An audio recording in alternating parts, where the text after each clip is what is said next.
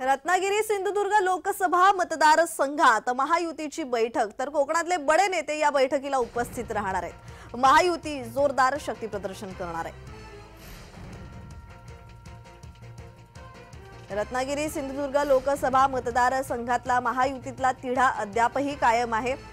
नारायण राणे आणि किरण सामंत यांचं नाव सध्या चर्चेत आहे। मात्र किरण सामंत यांनी माघार घेतल्याचं ट्वीट केलं आणि त्यानंतर उदय सामंत यांनी त्यावर स्पष्टीकरणही दिलं आणि त्यानंतर नारायण राणे यांनी यावर पोस्ट केली होती।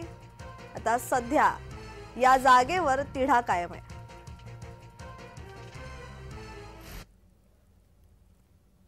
तर या बैठकीला कोण कोण उपस्थित आहेत पाहूयात।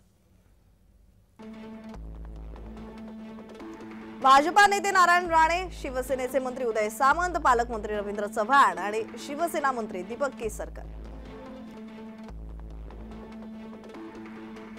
ही बैठक सध्या सुरू आहे। महायुतीची कोकणात बैठक सुरू आहे।